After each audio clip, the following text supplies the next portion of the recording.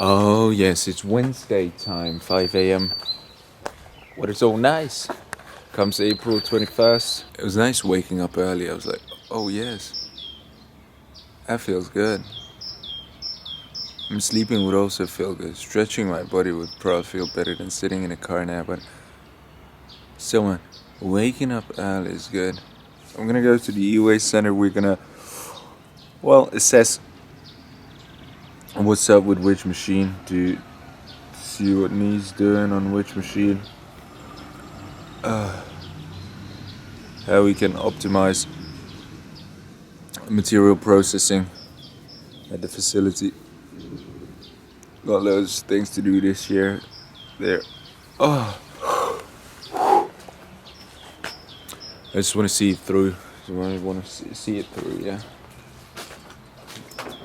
I had a good conversation with a friend of mine yesterday about people making wrong decisions and that causing the planet a lot of harm.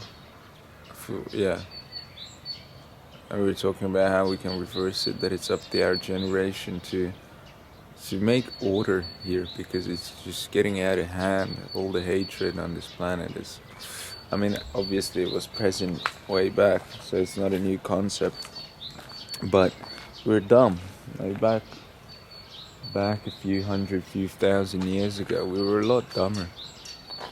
I'm not talking about some special gifted scientists who were smart at the time, but generally people were stupid as fuck. So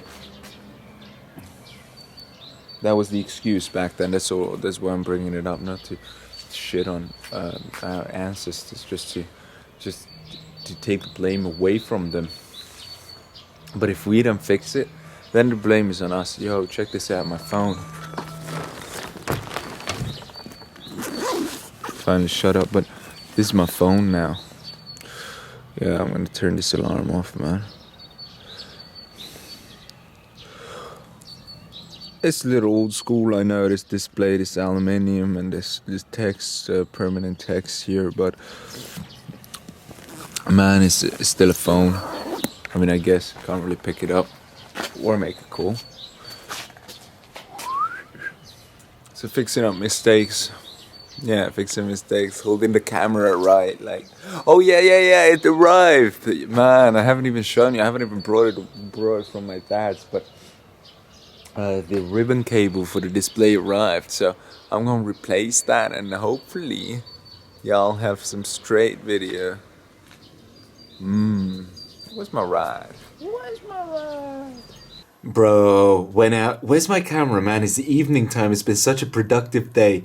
I want to show everyone what I've been doing. And during the daytime while I was working, I was like, where the fuck is my camera? And now I'm like, man, it must have been out in the workshop. I go outside and look for it. I'm like, shit, it's in my backpack. But I took out the charger. I knew the camera was run down. Oh, it has run down. It has ran down. Oh, man, come on. Don't pester me for my English, please. Then you can go ahead and do that. Anyways, now you're getting this crazy underside shot. Whatever shit, I still haven't brought my my ribbon cable. Anyways, I'm gonna show you what we've done today. I'll give the camera a little charge, and yeah, I'm gonna give myself a little charge too. Maybe some cottage cheese. Running out of cash, running out of food. So what do you have then? When you run out of those two? Well, you accumulate more, I guess. I don't know, man. I can't be thinking about that because I'm so excited about the direction we're headed. It's amazing. The progress we're doing currently is it's fucking beyond me, man. No, I mean, it's just all been anticipated, but now it's finally coming live. I feel like that's what I'm yearning for. Just loads of girls, pool, jacuzzi, booze, weed. Yeah, and a comfortable Cloudliner to be designing. I feel like it, a few hours a day just to get the mastery out, just to do it for the art, not for the tedious work that's involved. Come on in, that's Bertsy, because he knows we're getting some food. Yeah, come in.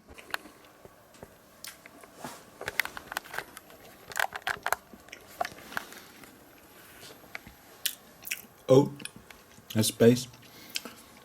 Oats, raisins,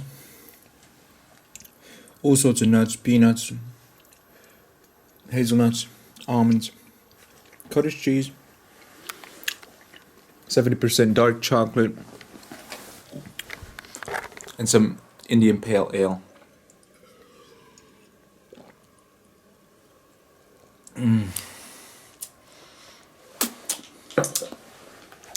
Man, I love getting faded. I mean, I'm just sipping on that beer, but still. But I'd stick it in there. Look, I think that a lot. Now come on, man, cut the shit. What have we got here? I want to show you something that's been lurking for years, basically.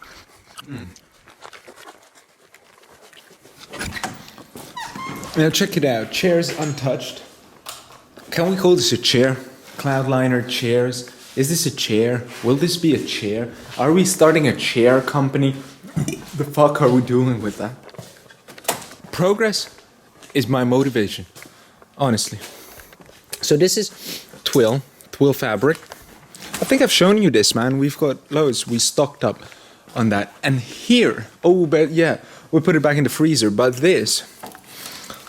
these are pre-preg, so these need to be kept refrigerated. What the fuck? I thought there was some water dripping here. I'm like, shit, man. But no, that's some resin. This right here is UD, unidirectional carbon fiber. This is 7 layers on top of one another. 1.4 mil. This is a part of. Let me show you what that is, or was part of. Separated the parts based on what component they are. Look, so this bag is for this, and that piece I was bending goes right in here. So that's for this, and this one right here is for this, and wing part. Oh man, oh yes, oh yes, oh yes, fuck yes. Man, it's nice to just walk into any room in the workshop and be properly tooled. Do you know that feeling, man? If you have a workshop and you aren't there yet, I mean, I'm gonna have, obviously, man, tens of millions of dollars worth of tools. But still, at every stage, you have to appreciate your progress. And I walk into my shop and I look there, I see a Makita cordless drill. I'm like, fuck that, man. That like, I used to dream about shit like that. Like, honestly, just what would you love? I would love, man, a cordless drill, a good cordless drill. And now I've got several. It cracks me up. I can't do anything else. Just appreciate it, love it. So what I was saying, that if you've got a workshop and you're not at this level yet, man, just keep pushing, because it's worth it. It's having the right tools. I mean, I could just reach for a tool and I'm like, oh shit, I don't have this, I'll get one. It's just blissful. Oh man, this is what motivates me. You see, this is what motivates me. Reaching the next level of proficiency, basically, because it's all just from within. Like, these tools aren't worth shit. No, I'm not talking about the monetary value of them. I'm talking about, without knowledge of how to use them, they're not really productive by themselves or on their own. And this is what I enjoy, getting better and better, so that I can extract more value out of a component or a tool. Because if I gave you a component that you don't really know what to do with, what's it worth? Not much, man. But if I've got 10 machine ideas, I'm like, wow, man, infinite value, right? In that single component. And that's what I'm striving for. Unlocking all these possibilities within materials, or within my mind, that I can do with the materials. So I'm just studying all the time for that. What else did I want to show you, man? Basically, I wanted to show you the parts that we cut up for the swordfish. It's looking beautiful. It's looking beautiful. It's gonna look gorgeous when it's put together. This is pure gold here. Pure black gold. Carbon fiber. Strong. Stiff. Gorgeous. Lightweight. It's just good stuff all around. What else? I need to weld a bladder. Not maybe for the headrest as well. I might just build one for the headrest for the Cloudliner. Cloudliner. Do you like that name? Who cares? Um, yeah, I'm gonna make a bladder to inflate the inside. Yeah, inflate the feet section of the swordfish. Who cares? As in, like we already named it. So I mean, I guess we could change it. Have I told you? I've been thinking this 25 years from now, I'll be 50 years old. By the time I'm 50, I think that if we perfect the manufacturing process and get it so good that we minimize material, minimize production time, we minimize human involvement, just perfect it, yeah. The manufacturing process, I think that 1,000,000 Cloudliners is doable. 1,000,000. I never thought about anything like that before. Like if you were making pens or pencils or rulers or paper clips or whatever, you calculate in millions of product sales, millions of pieces manufactured. If you make washers, some companies that make washers and nuts and small shit like that, they calculate in the billions annually. Now I'm thinking 25 years and 1,000,000. Some of you might think it's an overshoot. Some of you might think it's undervaluing it, but I don't know. I don't know. Neither do you. Time will tell. And yeah, that's my goal with it. That right there could be a billy. I mean, if marketed well, you need to sell 1,000,000 though, so probably price will be coming down, coming way down. I don't know. It will be coming down for shizzle. We'll see. Who? But it is. See, that's not something that motivates me to sell many of something. To make it and to make it even better, yes. To offer it, yes. So then people have the choice. Right now, people don't have the choice to buy a Cloudliner and sit like that. Like that, it's not a commercial option for them. Same goes for everything we're building. I hope you noticed, like we don't build anything that already exists, because what's the value in that? But what I'm saying is that we'll see. I'm not too focused on okay. Let's push. We got 980,000 sold. I can't really see myself being that person, because that would just boil down to I don't know what fame, achievement, marketing skill, perfection, or sale. I really don't know. I really don't know. But I never really felt that drive to okay, we're gonna make this and then we're gonna sell so many of them, such amount. Like we're gonna sell quite a few thousand swordfishes, but I don't know how many. I'm not an expert in the scuba diving market, so I don't know. We'll see how many swordfishes, man. If we sell 100, cool. Hopefully it's more, man. Obviously it's more. But it's still I don't know. We're estimating with about 6,000 a year. 6,000, 6 to 12,000 swordfishes a year, but that might be completely off. And if we spin it somehow, like make a, I've got this vision. In the future, we won't be laying down fabric, carbon fiber like we are right now. It will be printed somehow. Don't ask me how yet. I haven't come up with it yet, or has anyone else? I think of an actually good way to layer it, because the fact is that the fabric this way is so strong, man, so strong. Current 3D printing techniques that print carbon fiber are slow, extremely slow, and they use a single strand of fiber, and that's not really what gives it strength. That will be ridiculously strong still, but there's a long way to go. So once we're there, obviously we'll be 3D printing our robots. I'm thinking about that sooner than the perfect solution, because our Iron Rainbow robots are way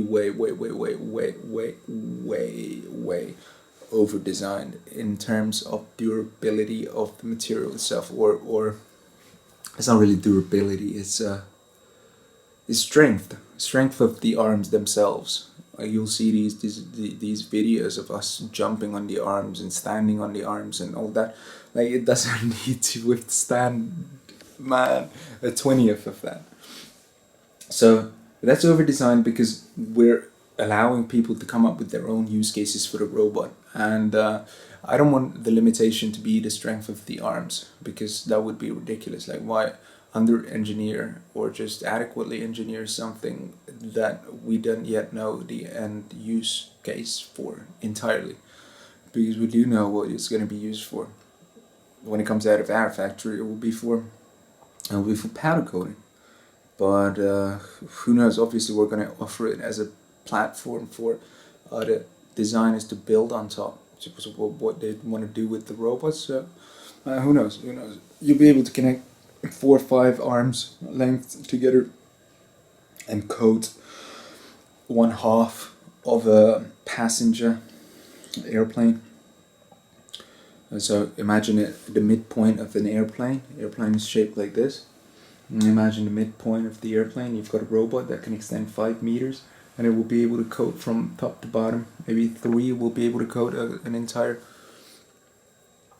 jet. Obviously, you'd use like 20 to save on speed, but that will be an option. Currently, a powder coating robot is, or that wouldn't be powder coating, that would be spray painting, but either way, currently a robot that can spray anything is heavy as fuck. You already know the math. That's ridiculous. Don't even get me started on that. That's a lot of laziness. That's what I call laziness, like lazy engineering. Okay, we got this 90 kilo robot here. Let's give it a 480 gram gun, and it's a setup. No, that's bullshit, man. Go back to the drawing board. That's so. Currently, you can't do that with a robot. I mean, you could, but you see, it's leverage. If the further you go up or the further you go outwards on a lever, the more compounded your weight increase becomes.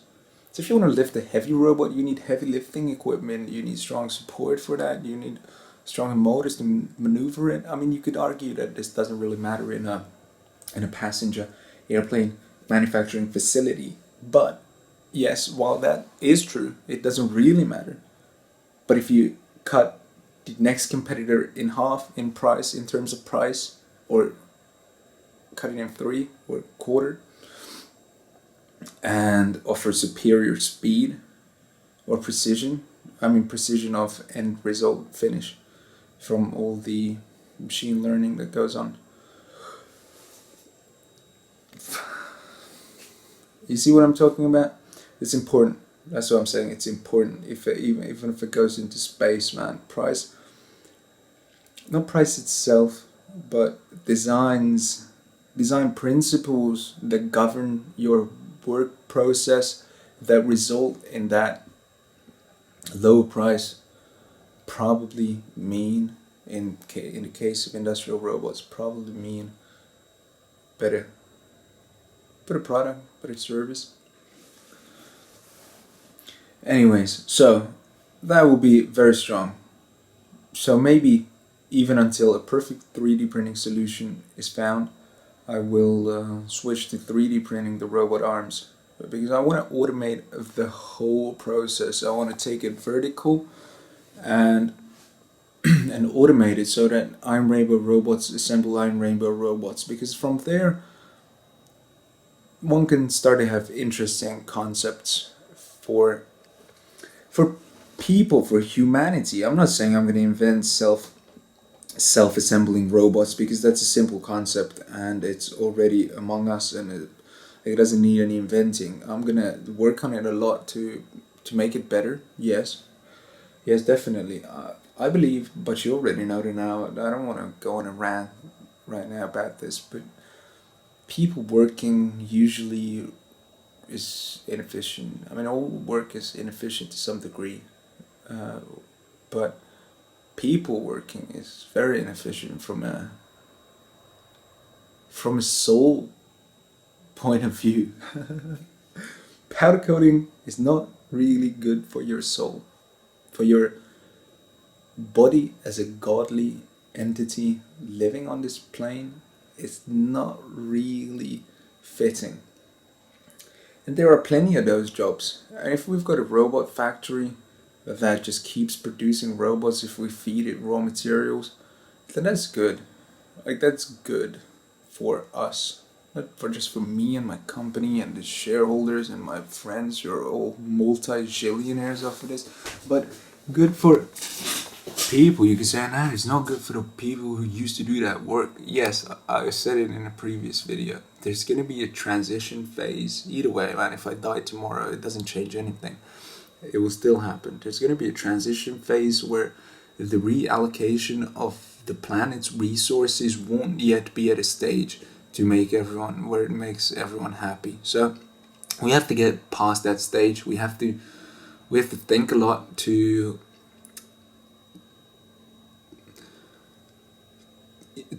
work on proper distribution.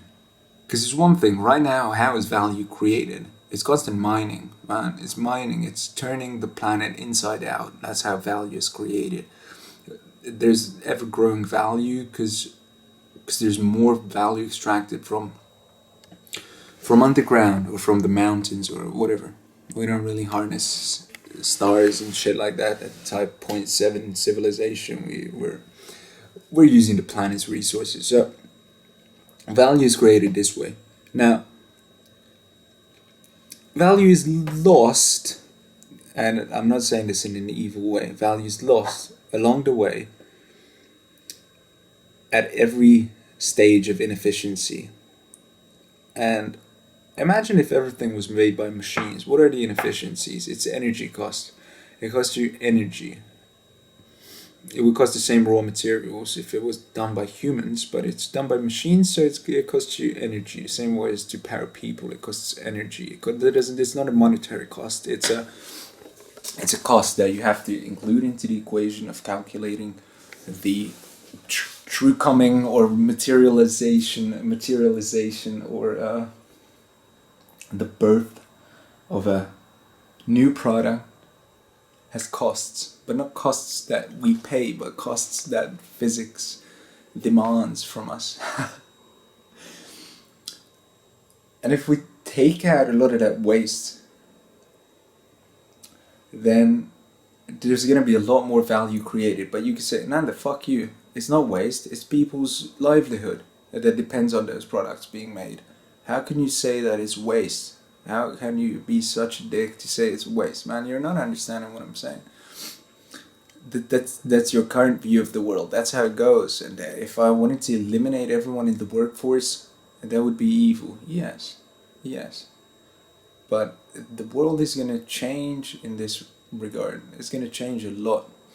And I said, it's going to take some time until we, as humanity, mature to the idea or to the fact that, shit, nobody has to work.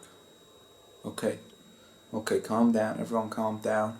How do we make sure everyone is well? Because right now, the denominator of your well-being is your efforts.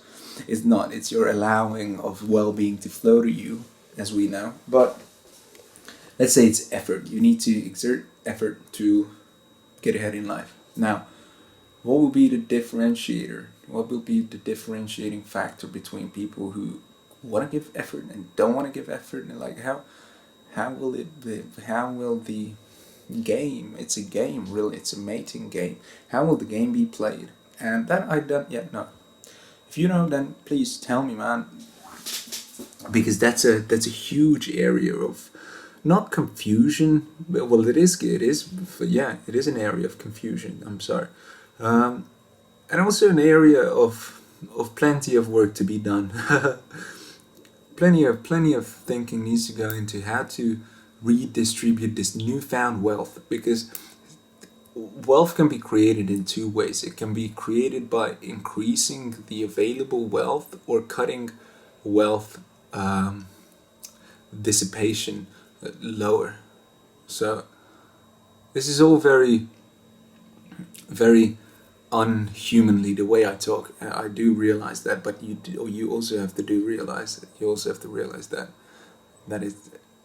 it's just technical explanation. It's got no emotional loadedness. I'm not saying anything that's negatively applicable to any person. So if you understand something like that and you have emotions stirring up in you, like, oh, this is not good, and then watch it again or ask me, and I will clarify, because I don't want any misunderstanding on this front.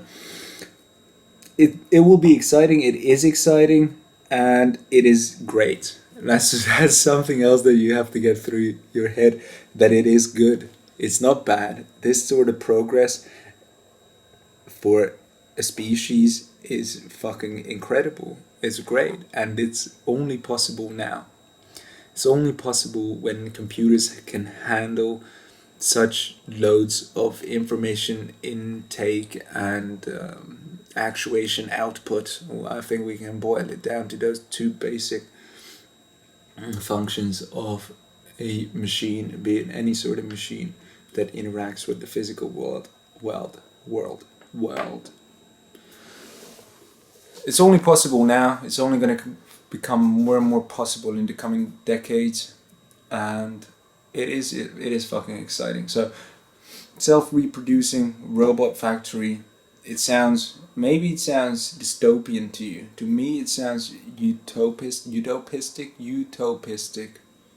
because I know that with golden intentions, it can be a savior of everyone. Why would you slave away doing anything with your hands or with your feet or whatever the fuck people are doing, man? Why would you do any of that if it's not for pleasure? Like, tell me right now, why would you do it? To make a living. It's a fucked up expression even. Make a living, not live. That you don't have to make a living. Your parents made a living. That's you. So, but me saying this is coming across like a jerk. In our current civilization, you can't really say, "Oh, making a living is bullshit, man." People will come at me and say, "Oh, man, so what? You're sitting on a high horse. You're a fucking engineer, yeah." No, man, no. It has to be abolished. This notion of making a living to make ends meet and all this. It's coming from a place of lack, and there's plenty of wealth in this world for everyone. Be 8 billion, 10 billion, whatever, man. Show me the number. I'll probably be able to show you a solution to do it. Like, I'm not trying to be too cocky, man. If you said 30 billion people on the same planet, I'd be like, fuck. Okay, we need some serious change of plans in that case. But currently, with the current rate, it's all manageable. It's doable. A lot of people want you to believe that we're overcrowded and that it's not feasible, but that's just because the rich want to stay rich. And how can you stay rich? You have to keep other people poor. Everything only exists in comparison. There's no absolute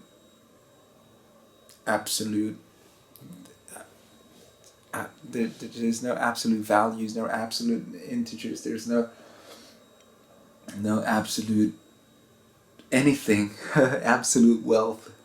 What is riches? It's having what? It's having more? Yeah. It's having less than someone? Yeah. You see, what is poor? What is broke? It's not having enough. And what is enough? You see, it's all comparison based. Everything has to be compared to make sense. That's how people work. That's how we work. We need to take the apples, the oranges. So, for the rich to stay rich, the poor have to stay poor. Because if the poor get rich, that the rich won't be rich. Or at least a lot of people, I think, believe so. And I beg to differ, because we can all be rich. In my mind, what is riches, man? What is riches? Riches is freedom. It's being able to be who you want to be, to do what you want to do. But then again, us as a collective, we will make new boundaries to this. Like, there will always be a one-upmanship. People want to come to being completely equal, because that's not in our genes. You can't really mate if you're equal. That doesn't give you any advantage over the others. So there needs to be a solution there. Right now it's money. I think a lot can be done to mitigate it. We'll see. We will see. Something will come out of all this automation, and Yeah, I hope it's gonna be great. Honestly, imagine if tomorrow, if I could switch on not getting any more rich than anyone else. Tomorrow, I'll do it. Like, okay, we're all equal. We won't be equal. We will still be different people. We'll have different attributes and such. But let's say you can't make more money than the next person. If I could enable that, I would do it. Why? Only not just in not right now. As in, it's stuck the way it is. But if everyone had plenty, and then they couldn't make more from that to on the other at the other person's expense, that's what I would do.